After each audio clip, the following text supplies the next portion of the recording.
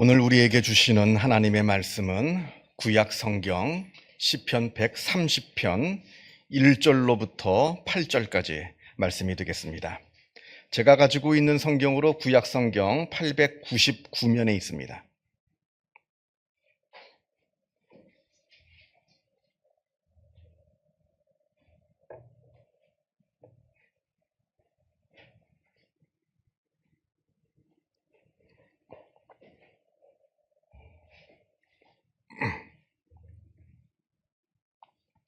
시편 130편 1절로부터 8절까지 말씀을 봉독합니다.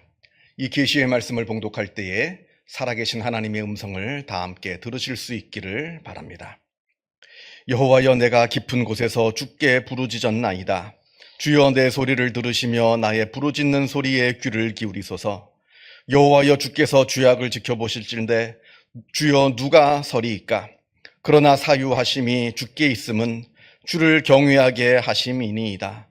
나 곧 내 영혼은 여호와를 기다리며 나는 주의 말씀을 바라는도다. 파수꾼이 아침을 기다림보다 내 영혼이 주를 더 기다리나니 참으로 파수꾼이 아침을 기다림보다 더하도다. 이스라엘아, 여호와를 바랄지어다. 여호와께서는 인자하심과 풍성한 속량이 있음이라.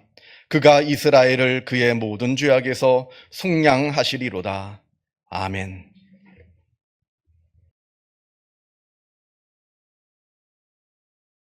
제가 신학교에 처음 입학했을 때 학교에서 주관하는 교육전도사 세미나에 참석한 적이 있습니다. 꽤 오래전 일이라 정확하게 기억하지는 못합니다만 한 10주 정도 가까이 되는 꽤 긴 시간 동안 아주 긴 과정의 세미나로 기억을 합니다. 처음에 신학교에 입학해서 이제 조금 있으면, 얼마 안 있으면 교육전도사로 나가야 하는, 어떻게 보면 햇병아리 같은 초년 신학생들에게 이 교육 전도사로서의 갖추어야 될 실무적인 어떤 지식들, 역량들을 이제 배워주는 겁니다. 이론적인 것은 학교 정식 교과 과정에 나오고요. 실무적인 것을 이제 배워주는 그러한 세미나입니다. 이제 정식 커리큘럼은 아니고 자원하는 사람들이 이제 회비를 내 가지고 이제 듣는 그런 세미나인데, 그때 그 세미나 중에 이름만 들으면 누구나 아는 아주 유명한 목사님께서 오셔서 설교에 대해서 강의를 해주셨습니다. 설교는 어떻게 준비하고, 또 설교를 할 때는 또 어떻게 설교를 해야 하고 쭉 말씀을 하시다가 이때 이분이 이러시더라고요. 나는 잠잘 때 꿈에서 모든 설교의 내용을 계시로 받는다 합니다. 잠잘 때 꿈에 이번 주 설교 내용이 다 나온대요. 그거 되게 부럽더라고요. 그냥 자면 되잖아요. 그냥 자면 꿈속에 설교 내용이 다 그냥 설교 한 편이 뚝딱 나오는 겁니다. 그 어린 마음에 그게 그렇게 부럽더라고요. 자, 그런데 지금 약 30년이 지난 지금, 그때 그 말씀을 다시 한번 생각해 보면 그때 제 생각이 얼마나 어리고 또 얼마나 짧았는지 하는 부끄러운 마음이 듭니다. 아니, 세상의 설교에 대해서 얼마나 몰입하고 몰두하고 계셨으면 그게 다 꿈에 나오는 겁니까? 그렇지 않아요? 그게 저절로 나오는 게 아니잖아요. 그만큼 몰두하고 몰입했다는 이야기입니다. 그저 어린 마음에 꿈속에서 설교 내용이 다 나온다는 것만 제가 부러워할 줄 알았지, 그 한 편의 설교를 만들기 위해서 그분이 일주일 내내 설교에 대한 생각을 하고 고민을 하고 또 기도를 하고 그분이 설교에 쏟아 부었을 그 열정은 제가 생각하지 못했던 겁니다. 우리가 과학이나 이제 예술의 역사를 보게 되면요, 꿈속에서 놀라운 영감을 받은 사람들 이야기가 많이 나옵니다. 예를 들면 화학 원소 주기율표, 여러분들 고등학교 때 이거 외우냐고 고생 많으신 줄 압니다. 그 주기율표를 만든 러시아의 화학자 드미트리 멘델레예프, 이거 꿈속에서 본 거랍니다. 그리고 원자의 구조를 처음 발견한 닐스 보어, 그것도 꿈속에서 본 거랍니다. 그뿐 아니라 아인슈타인, 에디슨, 괴테, 소설가 에드거 앨런 포 같은 사람들이 그가 발견하고 발명하고 또 써내려간 그 작품들 중에서 많은 것들이 꿈에서 본 것들이 많다고 합니다. 부끄럽지만 저도 사실 이런 경험이 있습니다. 제가 독일에서 이제 박사 논문을 쓸 때 막히는 부분이 있거든요. 논문을 쓰다 보면 그러면 자료를 찾고 고민을 하고 또 기도도 하고 뭐 온종일, 아니 며칠간 끙끙 앓습니다. 그냥 며칠 동안 끙끙 앓아요. 그러다가 어느 날 밤에 잠을 잘 때 논문 꿈을 꿉니다.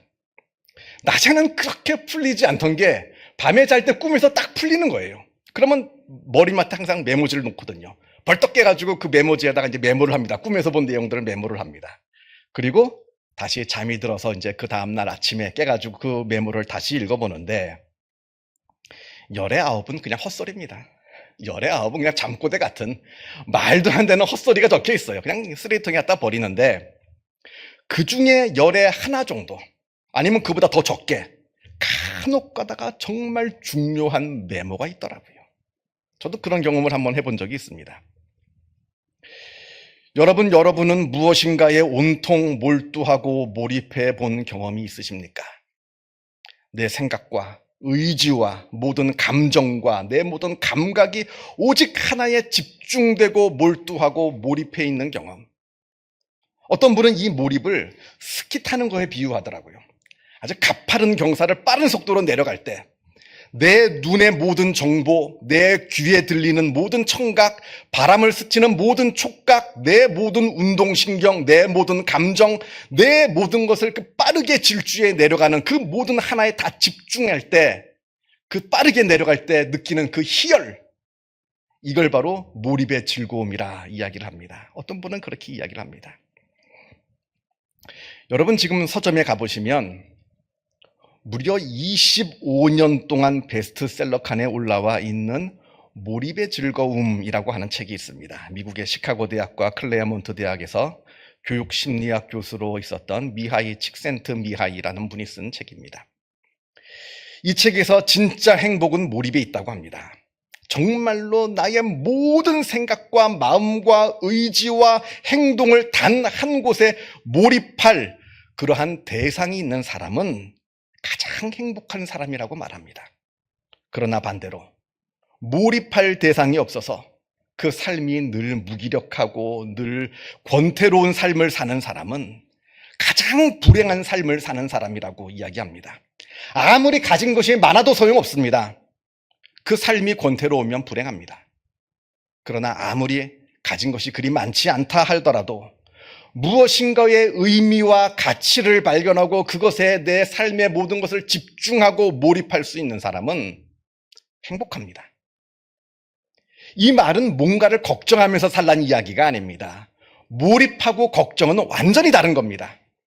똑같이 무엇인가를 생각하고 무엇인가에 몰두하고 있어도 걱정은 나를 파괴합니다. 반면에 몰입은 나를 성장시켜줍니다. 괴롭게 쩔쩔매는 건 걱정이고요. 즐겁게 여유롭게 집중하는 것은 몰입입니다. 굉장한 차이가 있는 거예요. 자, 오늘 본문을 보겠습니다. 오늘 우리가 읽은 시편 130편의 제목은 성전에 올라가는 노래입니다. 당시 이스라엘 사람들은 명절이 되면 또 아니면 꼭 명절이 아니라 하더라도 하나님께 제사 드릴 것이 있다든지 아니면 기도할 것이 있으면 예루살렘에 있는 성전에 올라가서 하나님께 제사 드리고 기도를 했습니다. 물론 밝고 유쾌한 마음으로 성전에 올라가는 사람도 있었겠지만 또 반대로 무겁고 간절한 마음으로 성전에 올라가는 사람들도 있었을 겁니다. 1절과 2절 여호와여 내가 깊은 곳에서 주께 부르짖었나이다. 주여 내 소리를 들으시며 나의 부르짖는 소리에 귀를 기울이소서. 내가 깊은 곳에서 주께 부르짖었다 합니다. 아마 절망스러운 상태, 아마 삶의 위기, 아마 이것을 말하는 것 같습니다. 얼마나 간절한 마음이었는지 6절 말씀을 보게 되면 파수꾼이 아침을 기다림보다 내 영혼이 주를 더 기다리나니 참으로 파수꾼이 아침을 기다림보다 더하도다. 밤에 성을 지키는 파수꾼이 빨리 밤이 지나가고 무사히 아침이 되기를 기다리듯이 내 영혼이 하나님을 그리고 하나님의 응답이 빨리 오기를 간절히 지금 내가 기다리고 있다 합니다. 파수꾼이 아침을 기다림보다 내가 더 하나님의 응답을 기다리고 있습니다. 여러분, 기다림이라고 하는 것, 여기에는 아마 두 가지 감정이 교차하는 것 같습니다. 설레임과 괴로움. 예를 들어서 사랑하는 사람, 반가운 사람을 기다릴 때 그 마음이 기쁘고 또 설렙니다. 지금이야 이제 기다림이라고 하는 그 정취가 사라진 지 오래되었습니다. 뭐 지금은 다 핸드폰 가지고 있어서 늦으면 어디까지 왔느냐, 언제 올 거냐, 어디 있느냐, 당장 전화해가지고 알면 됩니다만, 예전엔 그랬나요? 예전엔 뭐 핸드폰이 있었습니까? 삐삐도 없던 시절에 그냥 약속 장소에 앉아서 무작정 기다리는 거잖아요. 그때 기다릴 때 설레는 마음, 기쁜 마음, 또 기대하는 마음으로 상대방을 기다립니다. 그러다가 그 기다림이 오래될 경우 30분이 지나고 1시간이 지나고 2시간이 지나고 아니 언제 올지 모르는 그 긴 기다림을 해야 되는 경우 이때 기다림은 설레임이 아니라 괴로움이 되고 맙니다. 이건 우리 신앙도 마찬가지입니다. 어떤 기도 제목이 있어서 하나님께 기도합니다. 곧 들어주시겠지 하는 기대감과 설레임으로 우리가 하나님께 기도를 합니다. 그런데 그 기도가 내 생각과는 다르게 빠르게 응답되지 않으면 우리는 점차 초조해지고 답답해지고 또 괴롭게 느껴집니다. 아마 오늘 시편 기자가 이런 심정이었을 것 같습니다. 여호와여 내가 깊은 곳에서 주께 부르짖었나이다. 주여 내 소리를 들으시며 나의 부르짖는 소리에 귀를 기울이소서. 그런데 하나님께서는 지금 나에게 빨리 응답해 주시질 않는 모양입니다. 여러분, 왜 하나님은 우리의 기도를 빨리 응답해 주시지 않는 걸까요? 전능하신 하나님이시라면서요. 왜 하나님은 우리의 기도에 빨리 응답을 해 주시지 않는 걸까? 여기에 우리가 한 가지 먼저 생각해 보아야 할 것이 있습니다. 사실 하나님은 우리의 기도에 빨리 응답해 주십니다. 다만 우리가 그걸 기억하지 못해서 그럴 뿐이지. 여러분 잘 생각해 보세요. 여러분들 기도가 응답받은 게 더 많나 아니면 응답받지 못한 게 더 많나? 보통 기도 응답이 빨리 응답해 주시는 건 우리가 금방 까먹더라고요. 까먹습니다. 아예 기억조차 못해요. 대신 하나님께서 빨리 응답해 주시지 못한 것을 가슴에 꼭 그냥 품고 있어요. 꽁 하고 있는 겁니다. 그래서 하나님은 우리의 기도에 빨리 응답해 주시지 않는 것처럼 보입니다만 여러분들만 잘 생각해 보세요. 하나님은 여러분에게 기도 응답해 주신 게 훨씬 더 많고 또 빨리 응답해 주신 게 훨씬 많습니다. 전 그래서 가끔 가다가 이런 말씀을 드립니다. 기도 노트를 써보시라. 내가 언제 무슨 기도를 합니다. 그러면 그걸 적어요. 기도 제목을 몇 월 며칠에 기도 제목을 적어요. 그런 다음에 그 기도 응답을 받을 때 다시 그 뒷장으로 넘어가서 그 밑에 몇 월 며칠에 내가 응답받았다면 적어보세요. 그 기도 노트가 몇 년 쌓이면 여러분들 믿음에 있어서 굉장히 중요한 자산이 될 겁니다. 하나님이 얼마나 내 기도에 응답해 주시는지 그걸 알게 될 거예요. 하나님은 여러분들 기도에 빨리 응답해 주십니다. 기억하시기를 바라고.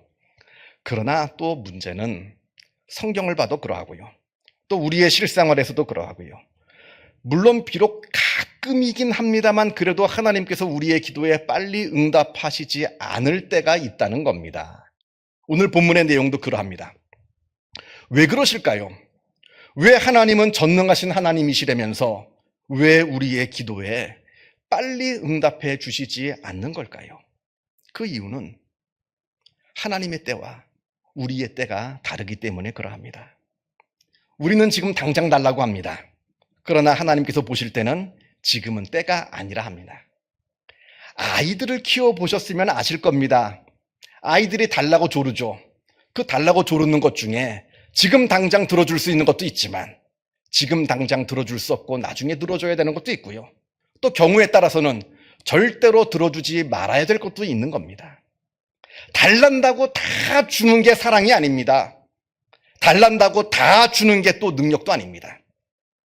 하나님의 때에 하나님의 방법으로 하나님께서 역사하시는 겁니다.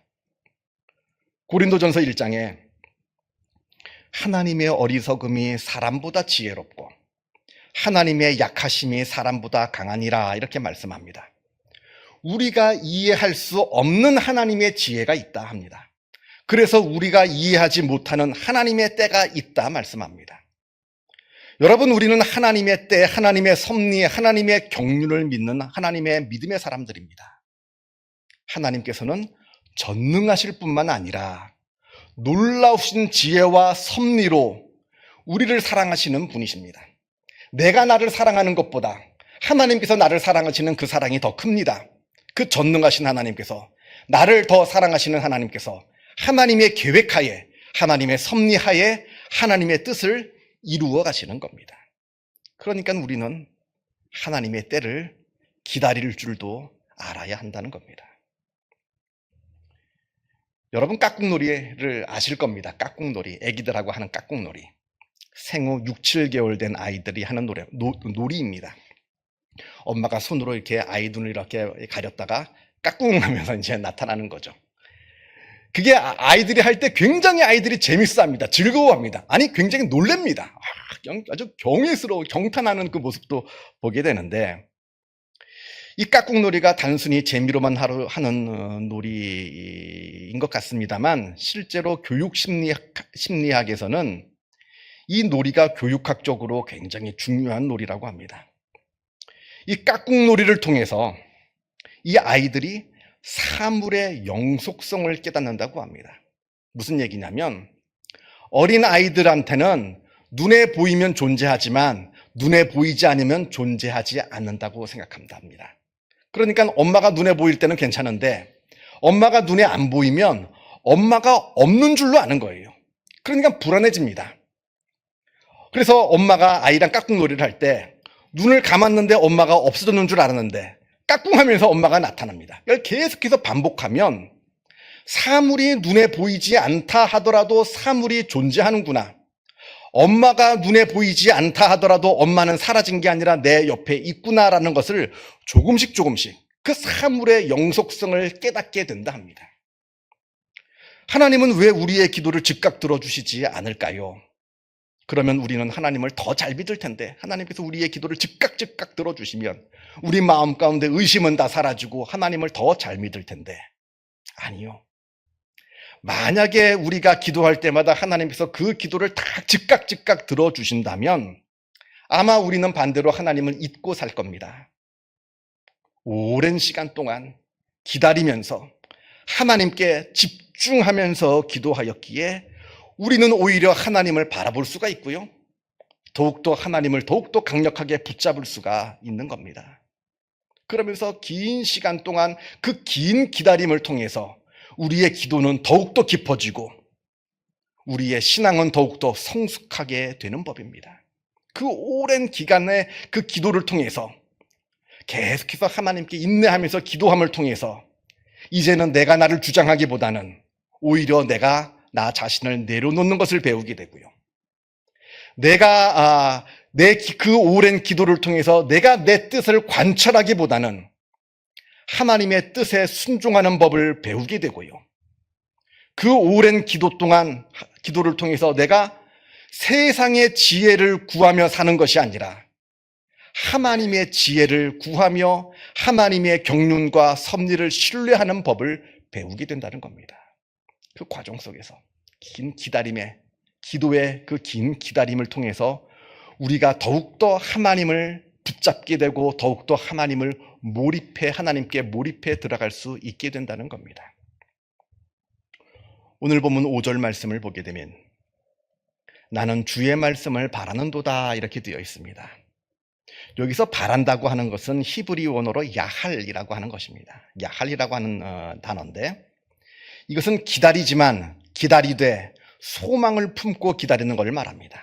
그냥 아무 생각 없이 그냥 억지로 끌려가면서 일이 안 이루어지니까 어쩔 수 없이 하루하루 이게 연장되는 그 기다림이 아니라 오히려 하나님을 신뢰하고 그래서 걱정과 근심이 아니라 오히려 적극적으로 소망을 품으면서 하나님을 바라보면서 기다리는 것을 야할, 오늘 성경에는 바라다라고 번역을 했습니다. 그렇게 하나님을 믿고 신뢰하면서 기다릴 때 그 기다림은 불안과 초조함이 아니라 오히려 기쁨과 설레임이 될 겁니다. 그리고 그렇게 하나님을 기다리면서 하나님께 집중하고 우리가 하나님께 몰입해 들어갈 때 우리의 믿음은 더욱더 성장하고 성숙해지는 놀라운 은혜가 있게 될 겁니다. 이 은혜가 있는 주님의 귀한 백성들 되기를 주님의 이름으로 축원합니다. 기도하겠습니다. 사랑과 은혜가 충만하신 하나님 아버지, 죄인된 우리를 무슨 이유에서인지 몰라도 먼저 사랑하여 주시어서 우리를 하나님의 자녀 삼아 주시고 하나님께서 친히 우리의 아버지 되어 주심에 그 은혜에 감사를 드립니다. 하나님께서 나의 아버지 되심을 우리가 늘 바라보게 하여 주옵소서. 전능하신 하나님, 나를 나보다 더 사랑하시는 하나님께서 나의 아버지가 되어 주시어서 나의 인생의 걸음걸음을 지켜주시고 나의 삶을 인도하여 주시며 나의 삶 가운데 한량없는 은혜와 복으로 채워주시는 놀라우신 하나님을 우리가 바라보게 하여 주옵소서. 물론 세상을 살아가면서 우리가 여러 일들을 겪게 됩니다. 기쁜 일을 만나기도 하고 슬픈 일을 만나기도 하고 좋은 일을 만나기도 하고 어려운 일을 만나기도 하고, 그러나 우리가 세상에서 무슨 일을 만나든지 하나님을 만나게 하여 주옵소서. 기쁘고 즐거운 일을 만나거든 하나님께서 하신 일인 줄 알고 하나님께 감사함으로 하나님을 만나게 하여 주시고, 힘들고 어려운 일을 만나거든 이 모든 일들도 하나님의 크신 경륜과 섭리 속에서 이루어지고 있는 사건임을 우리가 깨달아 알아 하나님께 기도함으로 하나님을 만나게 하여 주옵소서. 그 깊은 기도 가운데 우리가 하나님의 섭리 가운데 몰입해 들어가게 하여 주시고 하나님의 은혜 가운데 몰입해 들어가게 하여 주시어서 우리의 믿음이 성장하게 하여 주시고 더욱더 성숙해지는 복된 은혜가 있게 하여 주옵소서. 모든 것 하나님께 감사드리오며 이 모든 말씀 우리 주 예수 그리스도 이름으로 기도하옵나이다. 아멘.